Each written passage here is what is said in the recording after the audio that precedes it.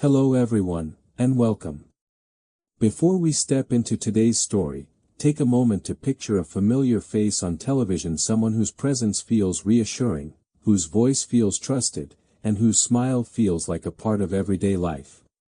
Today, we begin with one such person, Jill Dando. Jill Dando was not just a television presenter in the United Kingdom. She was one of the most recognizable and beloved media figures of her time. In the 1990s, her face appeared regularly on British screens, bringing news, travel stories, and public interest programs into millions of homes. She had a calm, warm on-screen manner that made viewers feel comfortable and connected, whether she was presenting a light-hearted holiday show or discussing serious real-world issues.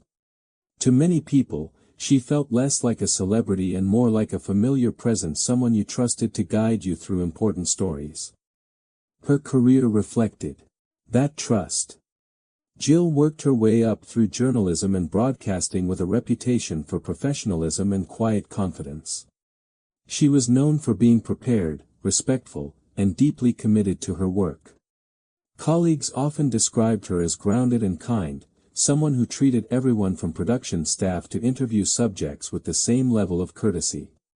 This reputation mattered, because it shaped how the public saw her. Not as a distant star, but as a genuine person doing meaningful work. What made Jill Dando especially unique was the range of programs she presented. On one hand, she hosted Holiday, a show associated with leisure, travel, and escape. On the other, she fronted Crime Watch, a serious program that focused on real criminal cases and appeals to the public for information. This contrast showed her versatility and also placed her at the center of British public life. She represented both comfort and responsibility, entertainment, but also civic duty. By the late 1990s, Jill Dando had reached a point in her career where she was widely admired and personally content. She was engaged, planning her future, and seen as someone whose life was stable and promising.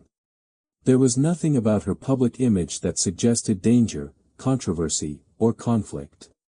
She lived in a quiet neighborhood, went about her routines, and maintained a relatively private personal life despite her fame. This is what makes her story so powerful and so unsettling. When someone like Jill Dando becomes the center of a mystery, it challenges our assumptions about safety, familiarity, and public life. If a person so visible, so respected, and so seemingly protected by routine could become part of an unresolved case, it raises uncomfortable questions about how well we truly understand the world around us. Today's story begins not with suspicion or fear, but with admiration.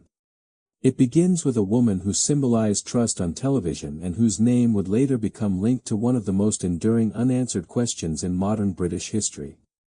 Jill Dando became a household name largely because of the programs she presented. Most notably Crime Watch and Holiday. These two shows could not have been more different in tone or purpose, yet her presence on both helped define her public image and cement her status as one of Britain's most trusted television figures. Through them, she reached audiences across social classes, age groups, and regions, becoming a familiar face in millions of living rooms. Crime Watch was one of the most influential factual television programs in the UK. It focused on real, unresolved criminal cases and relied on public cooperation to generate new leads.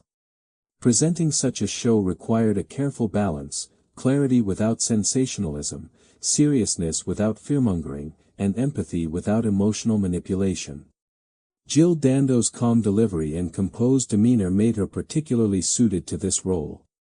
She presented difficult material in a way that felt measured and respectful, encouraging viewers to pay attention rather than turn away. Over time, her involvement with the program made her strongly associated with public service broadcasting and civic responsibility. At the same time, she was also the face of Holiday, a light-hearted travel program centered on destinations, leisure, and everyday pleasures. This show projected warmth, optimism, and accessibility. Jill appeared relaxed and approachable, guiding viewers through scenic locations and simple joys. For many, Holiday represented escape and comfort, especially during a decade marked by rapid social and technological change. Her ability to move effortlessly between serious subject matter and relaxed entertainment made her stand out in an industry where presenters were often confined to a single genre. This contrast played a crucial role in shaping how the public perceived her. Jill Dando was not boxed into one type of television identity. She was not only associated with serious topics, nor was she seen as purely entertainment-focused.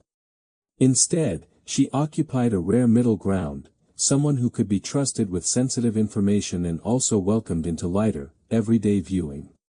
This versatility increased her visibility and strengthened the sense that she was part of ordinary life in Britain. Her regular presence on prime-time television also meant that viewers felt they knew her, even though that familiarity was one-sided. Over years of consistent broadcasting, her voice, expressions, and mannerisms became deeply recognizable. She did not rely on exaggerated personality traits or controversy to hold attention. Instead, she projected steadiness and reliability, qualities that audiences often associate with authenticity. This made her especially popular during a period when television presenters were becoming increasingly central to public culture. By the late 1990s, Jill Dando's name carried a sense of reassurance. When she appeared on screen, viewers expected professionalism, calmness, and clarity. These expectations were built slowly, through repetition and trust, rather than sudden fame. That long-established bond between presenter and audience is what made her later absence feel so jarring. Her work on Crime Watch and Holiday did more than define her career. It embedded her deeply into the collective memory of a nation, ensuring that her story would resonate far beyond television itself. On April 26, 1999, an ordinary weekday afternoon in London was abruptly transformed into a moment of national shock. Jill Dando had just returned to her home in Fulham, a quiet and well-kept residential area in West London. The street was familiar to her, part of a routine shaped by daily life rather than public attention. There were no signs of disturbance, no indication that anything unusual was about to occur. The timing of the incident added to its disturbing nature. It happened during daylight hours, at a moment when people were moving about their day, collecting children, returning from errands, or arriving home from work. This was not a hidden alleyway or an isolated location. It was the front step of a private home, a place most people associate with safety and normalcy. The setting alone challenged assumptions about where serious crimes were likely to occur. The event itself unfolded with speed and precision. There was no prolonged struggle, no public confrontation, and no clear warning that anyone nearby could recognize in time. By the time attention was drawn to the scene, the moment had already passed. What remained was confusion, disbelief, and a sudden sense that something profoundly out of place had happened in an otherwise calm environment. Emergency services arrived quickly, but the damage had already been done. Neighbors and passers-by were left trying to process what they were seeing, a well-known public figure, recognized from television, now at the center of an incomprehensible tragedy. The contrast between her familiar media presence and the reality of the situation was stark. For many, it felt unreal, as though the boundaries between television and everyday life had collapsed. Almost immediately, the location of the incident became a central part of public discussion. The idea that someone so well known could be targeted at her own front door unsettled people across the country. It suggested vulnerability not just for public figures, but for anyone. If such an act could happen there, in that way, it could theoretically happen anywhere. This sense of unease spread quickly through news reports and conversations, amplifying the emotional impact. The absence of clear witnesses added another layer of mystery. Despite the residential setting and the time of day, no one was able to provide a definitive account of who was responsible or exactly how the individual involved arrived and left. This lack of immediate answers created a vacuum, one that would soon be filled with speculation, theories, and unanswered questions. From the very first hours, it was clear that this would not be a straightforward case. For investigators, the scene presented a difficult paradox. The location was public, yet the information was scarce. The timing was ordinary, yet the act was extraordinary. Jill Dando's death did not fit easily into familiar patterns of crime, making it harder to contextualize and understand. Every detail, from the position of the door to the surrounding environment, took on heightened significance. This moment marked a turning point, not only in the story of Jill Dando, but in the national consciousness. A trusted television figure had been lost in a place associated with personal safety, and the simplicity of the setting only deepened the sense of shock. What happened on that doorstep would become the starting point of a long and complex search for answers, one that would stretch on for years without resolution. One of the most troubling aspects of the case was how little concrete information emerged in the immediate aftermath. Despite the location being a residential street and the timing falling within a busy part of the day, there were no clear eyewitnesses who could confidently describe the person responsible. No one reported seeing a suspicious figure approach, and no one could definitively say they saw someone leave the scene in a way that stood out. This absence of direct observation became a major obstacle from the very beginning. Equally challenging was the limited amount of physical evidence. The scene did not yield the kind of forensic clues investigators typically rely on to reconstruct events. There were no clear traces pointing to a specific individual. No obvious trail that could be followed outward from the location. Items that might normally provide direction, such as identifiable materials, clear markings, or reliable recordings, were either missing or inconclusive. As a result, investigators were left working largely with what was not there, rather than what was. This lack of evidence forced the investigation into a broad and uncertain direction. Without a strong physical foundation, it became difficult to narrow the focus quickly. Every possibility had to be considered, because there was nothing concrete enough to confidently rule entire categories out. This meant examining Jill Dando's personal life, her professional work, and even distant connections that might otherwise have seemed irrelevant. Each path required time and resources, yet none immediately produced decisive answers. The situation was further complicated by her public profile. As a well-known figure, Jill Dando had been seen by many people over the years, some of whom she did not know personally. This expanded the pool of potential interest far beyond her immediate circle. While fame can sometimes generate useful leads, in this case it created overwhelming noise. Tips flooded in from across the country, many driven by speculation rather than verifiable information.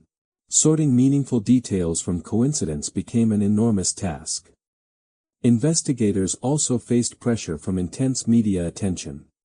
The public expected swift progress, and every development or lack thereof was scrutinized. In an environment where answers were scarce, even minor details were amplified, debated, and often misinterpreted. This atmosphere made it harder to maintain a clear narrative of facts, as rumors and assumptions began to circulate alongside confirmed information. The absence of witnesses also affected how the case was perceived emotionally. People struggled to understand how such an act could occur without someone noticing something important. This gap in understanding created a sense of unease, as if a crucial piece of reality had simply vanished. It challenged the idea that busy, familiar spaces naturally provide safety through visibility and shared presence. Over time, the lack of early clarity shaped the entire trajectory of the investigation. Instead of building steadily toward a conclusion, the case branched outward into multiple lines of inquiry, many of which led to dead ends. Each unanswered question reinforced the sense that something essential had been missed in those first critical moments. This combination of missing witnesses and limited physical evidence did more than slow progress. It transformed the case into a puzzle defined by absence, where the unknown carried as much weight as the known. From this point forward, the search for answers would rely heavily on interpretation, inference, and judgment, elements that can be fragile when not anchored by solid proof. As the investigation continued without clear evidence or eyewitness accounts, authorities were forced to consider a wide range of possible explanations. With no single theory standing out early on, the case expanded in multiple directions at once. This broad approach reflected both the seriousness of the situation and the uncertainty surrounding it. Every plausible angle had to be examined, even those that initially seemed unlikely. One major area of focus was Jill Dando's professional life. Because she worked on Crime Watch, a program connected to real criminal cases, some questioned whether her role might have attracted unwanted attention.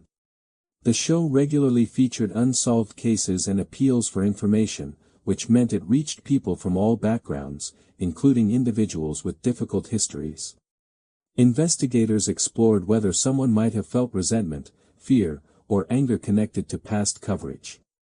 However, this line of inquiry faced challenges, as there was no direct link tying any specific case to what happened. At the same time, investigators looked closely at her personal life. Friends, family, colleagues, and acquaintances were all interviewed in detail. This process was not about suspicion alone, but about understanding her routines, relationships, and recent changes. Attention was given to her daily habits, travel patterns, and social interactions, in the hope that something small might reveal a larger context.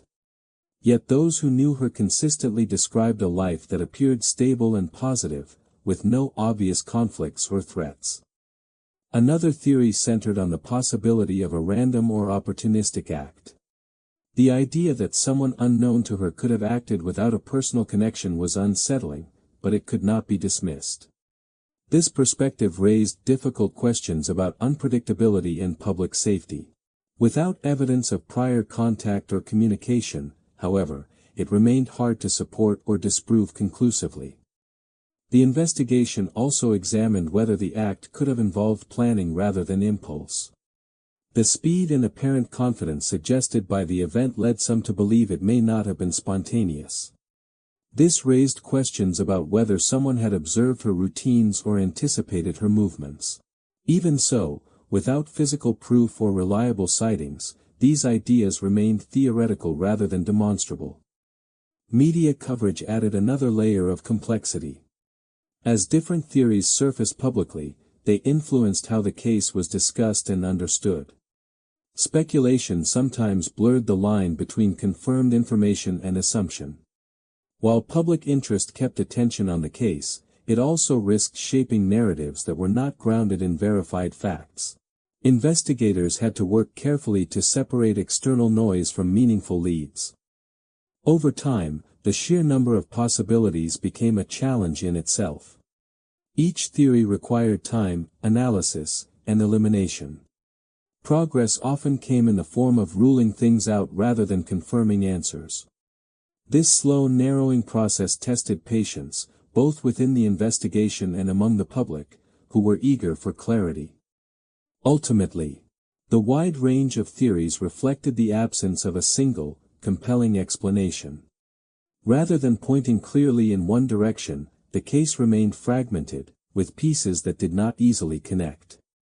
This phase of the investigation underscored a difficult reality: when evidence is limited, even the most thorough inquiry can struggle to move from possibility to certainty.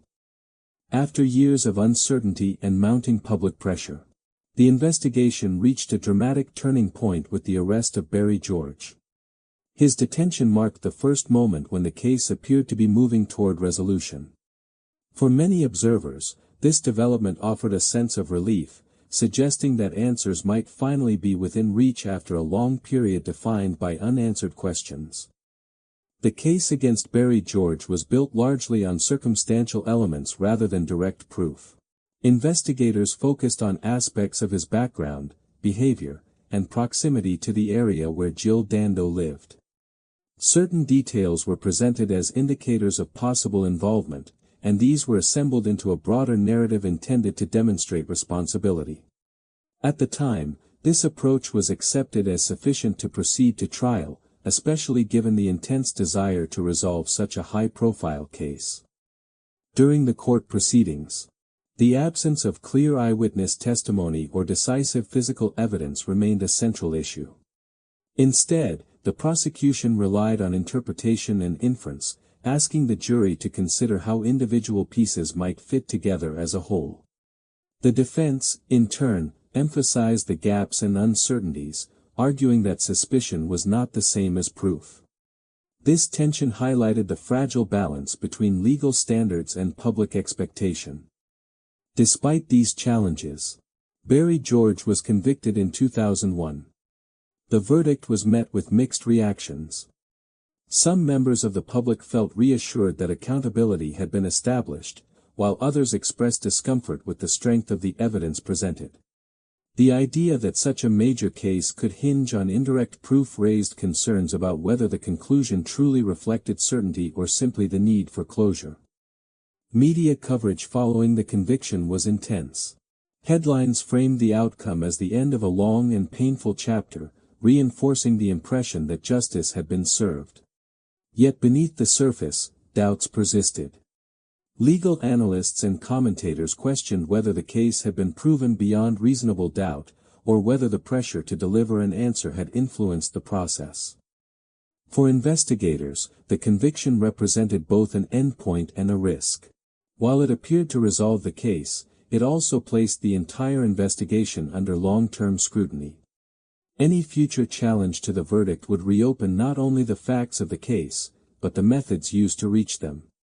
This meant that the case, though officially closed at the time, remained vulnerable to re-evaluation. In hindsight, this phase would later be seen as one of the most controversial chapters in the story. The conviction created a sense of certainty that would not last, and it shifted the focus from the original mystery to the reliability of the justice system itself. What had once been a search for an unknown individual was now a debate about whether the right person had been identified at all. Several years after the conviction, the case returned to public attention in a very different light. Barry George's legal team continued to challenge the verdict, focusing on the reliability of the evidence that had led to his conviction. As these appeals progressed, they exposed weaknesses that had been overshadowed during the original trial. What once appeared to be a conclusion began to look increasingly uncertain. In 2008, the conviction was overturned on appeal. The court determined that the evidence presented at trial was not strong enough to support the verdict. This decision was not based on a new explanation of events, but on a reassessment of whether the original case met the required legal standard. In effect, the court acknowledged that the conclusion reached years earlier could not be sustained with confidence. The overturning of the verdict had a profound impact on public perception. For some, it confirmed long-held doubts about the case. For others, it was deeply unsettling, reopening a wound that many believed had already healed. The idea that someone could be convicted and later cleared in such a high-profile case raised broader questions about how justice is pursued when evidence is limited and pressure is high. With the conviction removed, the investigation returned to an unresolved state. Barry George was released, and no alternative individual was formally identified as responsible. The case, once again, lacked a clear direction. Years of effort had not produced a definitive answer, and the possibility of reaching one now seemed even more remote. The media response reflected this renewed uncertainty. Coverage shifted from reporting resolution to examining failure. Commentators discussed investigative methods, courtroom decisions, and the risks of drawing conclusions from circumstantial information. The focus was no longer solely on what happened, but on how the process of seeking answers could go wrong. For Jill Dando's family and those who cared about her, the overturned verdict brought renewed pain. The promise of closure was replaced by ambiguity.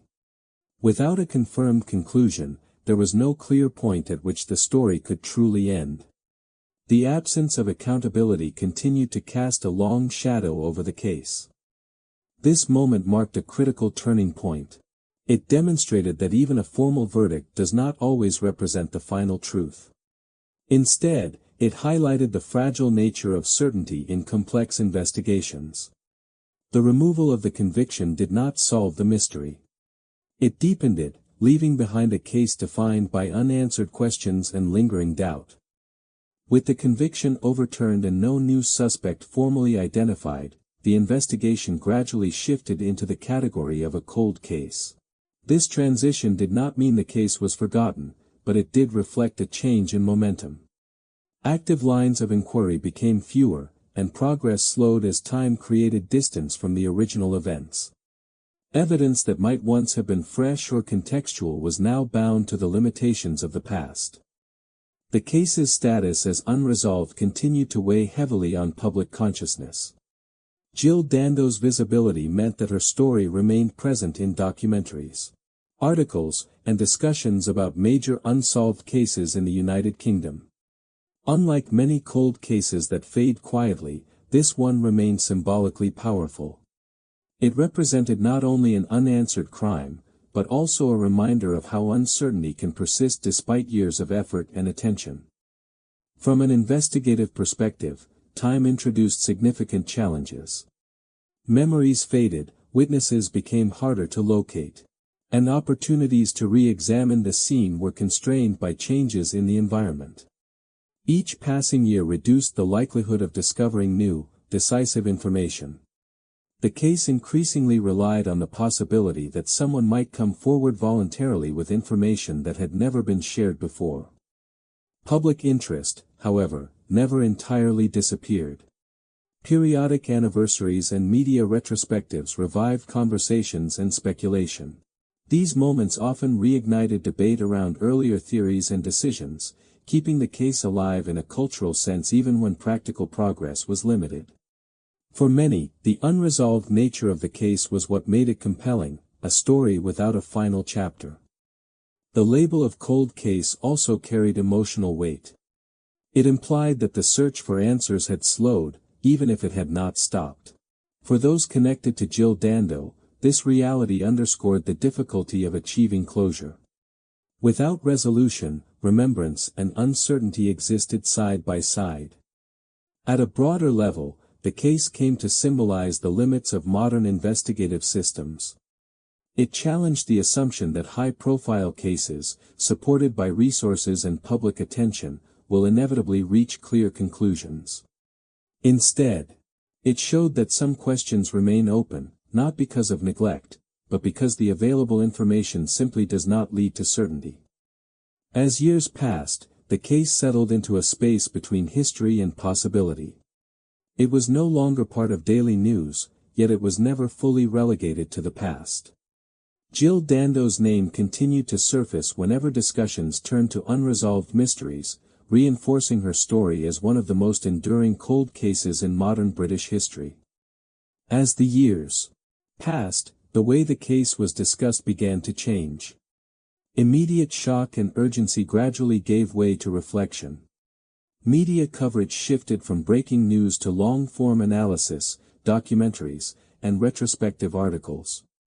Rather than asking what had just happened, the conversation evolved toward why the case remained unresolved and what could be learned from it. Television programs and written features revisited the events with a more measured tone. They examined the investigation step by step, highlighting moments of uncertainty and decision-making. This reflective approach encouraged audiences to consider complexity rather than focusing on a single narrative. The story became less about one event and more about the process surrounding it, including how public expectation, media pressure, and limited evidence can interact in high-profile cases. Public reaction also matured over time. Early discussions were often driven by speculation and emotion, fueled by the sudden loss of a well-known figure. Later conversations tended to be more cautious. People became more aware of the risks of drawing conclusions without solid proof. The overturned conviction played a significant role in this shift, reinforcing the idea that certainty should be approached carefully. The media's role itself became a topic of examination. Commentators questioned how constant coverage might influence investigations and public opinion. In the Jill Dando case, intense attention had kept the story alive, but it had also created an environment where every development was amplified. Over time, this led to a broader discussion about responsibility in reporting, particularly when facts are incomplete. For younger audiences who did not experience the events firsthand, the case entered public memory as a historical mystery rather than a current event. It was encountered through documentaries, podcasts, and educational discussions rather than live news. This generational shift changed the tone of engagement, making it more analytical and less immediate. Despite this distance, emotional impact remained. Jill Dando continued to be remembered not just as a victim of an unresolved crime, but as a person whose life and career had mattered to many. Tributes and reflections often emphasized her professionalism and warmth, keeping her identity separate from the mystery surrounding her death. In this way, the case took on a dual meaning. It was both a personal tragedy and a subject of collective reflection. Media and public discussion moved beyond searching for a single answer and toward understanding uncertainty itself. The enduring attention showed that unresolved stories can still shape cultural memory, not through resolution, but through the questions they leave behind. As reflection deepened, the case began to raise broader questions that went beyond the search for a single explanation. One of the most persistent themes was the relationship between public visibility and personal safety. Jill Dando's life had been shaped by recognition and trust. Yet her familiarity did not translate into protection. This contrast unsettled many people, forcing a reconsideration of what fame actually provides and what it does not. For years, television presenters had been seen as approachable but distant figures, present in homes through screens yet separate from everyday life. Jill Dando blurred that boundary. She was visible, recognizable, and associated with reliability. The fact that such a person could be harmed in an ordinary setting challenged assumptions about the protective nature of public awareness. Visibility, it seemed, could just as easily create vulnerability as security. The case also prompted discussion about routine. Jill Dando's daily life followed patterns, as most people's do. She lived in a familiar neighborhood, returned home at predictable times, and moved through spaces that felt safe. The disruption of that routine became a focal point for reflection. It suggested that familiarity itself can sometimes mask risk, not because danger is obvious, but because it feels unimaginable in certain places. Another issue that emerged was the emotional distance between public image and private reality. Audiences felt they knew Jill Dando, but that knowledge was constructed through television. This raised questions about how well anyone truly understands the lives of public figures. The sense of closeness experienced by viewers did not equate to insight into her personal world, yet it intensified the shock when that world was abruptly disrupted. The case also influenced conversations about how society processes loss when the individual involved is widely known. Grief became collective rather than private. Millions of people felt affected, even though they had never met her. This shared reaction highlighted the unique role media figures play in shaping emotional connections across a population. When something happens to them, it resonates differently than it would for someone unknown to the public. Over time, these discussions extended to broader concerns about privacy and exposure. The balance between being accessible and being protected came under scrutiny. Jill Dando's career depended on public trust and openness, yet those same qualities may have contributed to her vulnerability. This tension became part of the case's lasting impact, influencing how people thought about boundaries between public roles and personal space. Rather than offering clear conclusions, these questions lingered. They did not point toward a single explanation, but toward a deeper uncertainty about how safety operates in modern society. The case became a reference point in discussions about fame, routine, and risk, reminding people that recognition does not eliminate danger, and that visibility does not guarantee understanding or protection. As time went on, the Jill Dando case increasingly came to represent the limits of investigative systems, even in a country with extensive resources and experience in complex cases. Despite years of effort, multiple lines of inquiry, and intense public scrutiny, a definitive conclusion remained out of reach. This reality challenged the common belief that persistence and technology will always lead to clear answers. One of the key lessons drawn from the case was the dependence of investigations on early evidence. When critical information is missing at the start, later efforts often struggle to compensate. In this situation, the absence of reliable witnesses and strong physical proof created gaps that could never be fully filled. Even the most careful analysis could only work within the boundaries of what was originally available. The legal process also came under examination. The overturned conviction highlighted how the justice system must balance the desire for resolution with the obligation to meet strict standards of proof. While the original verdict had offered a sense of closure, its reversal demonstrated that closure built on uncertainty is fragile. Justice, in this sense, was shown to be not only about outcomes, but about the integrity of the process itself. Public reaction to this aspect of the case was complex. Some people expressed frustration, feeling that the system had failed to protect or provide answers. Others saw the appeal decision as evidence that safeguards were working, preventing a questionable verdict from standing unchallenged. Both perspectives reflected the tension between emotional need and legal principle. The case also revealed how high-profile investigations can be influenced by external pressure. Media attention and public expectation can create an environment where decisions carry added weight. While visibility can bring resources and awareness, it can also increase the risk of premature conclusions. The Jill Dando case became a reference point in discussions about whether justice systems can remain fully impartial under intense scrutiny. Over time, the lack of resolution shifted focus from blame to understanding. Rather than asking who was responsible, many began to ask what the case revealed about the nature of uncertainty. It showed that not all questions are answerable, and that some investigations end not with clarity, but with acknowledgement of limits. In this way, the case moved beyond its original boundaries. It became not only a story about one individual, but about how societies seek truth and accountability.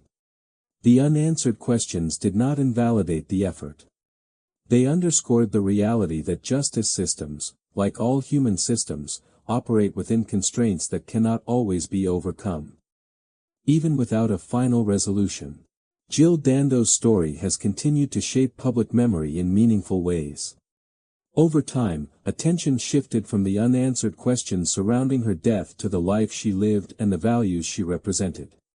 Rather than being defined solely by the mystery, her legacy became rooted in professionalism, trust, and the unique role she played in British broadcasting. Jill Dando is often remembered for the sense of calm and reliability she brought to television. In an era of rapidly changing media, her style stood out for its restraint and sincerity. She did not rely on spectacle or controversy to connect with audiences. Instead, she earned trust gradually, through consistency and respect for the viewer.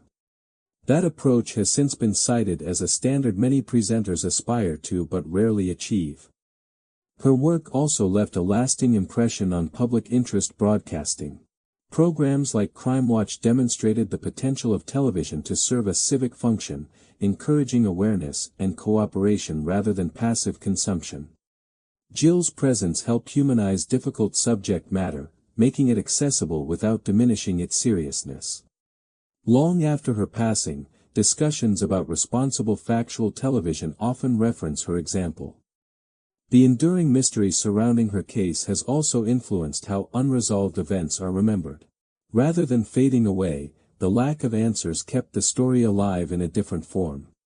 It became a reminder that not all narratives reach neat conclusions, and that uncertainty can persist even when attention and effort are sustained over many years. This has shaped public understanding of cold cases, fostering a more realistic view of their complexity. For many people, Jill Dando's legacy is emotional rather than analytical. She represents a time when television felt more personal and less fragmented, when presenters were long-term companions rather than fleeting personalities. Her absence marked the end of an era for some viewers, reinforcing how deeply media figures can become woven into everyday life. The way her story is discussed today reflects a balance between remembrance and restraint. While curiosity remains, there is also a greater sensitivity to speculation. This shift suggests that her case has contributed to a broader cultural lesson about respecting uncertainty and separating fact from assumption. In that sense, the impact of the case extends beyond its specifics. Ultimately, Jill Dando is remembered not for how her life ended, but for how she lived and worked. Her name continues to surface in conversations about trust, visibility, and the human side of media. Even without answers, her story holds meaning. It reminds audiences that behind every public figure is a real person, and that some stories endure not because they are solved, but because they ask questions that remain relevant long after the headlines fade. The story now rests in a quiet, unresolved space. There are no new names to introduce, no final revelation waiting just beyond the frame. What remains is memory, reflection, and the continued presence of a case that refuses to disappear completely. Each time it is revisited, it invites the same careful balance between curiosity and restraint. Jill Dando's case endures because it touches something universal, the discomfort of not knowing. It reminds people that clarity is not guaranteed, even when effort, attention, and intention are all present. In that sense, the story continues not through new developments, but through the way it shapes how uncertainty is understood and accepted. And so, it remains open not as a failure to move on, but as a reminder that some stories stay with us precisely because they never fully end.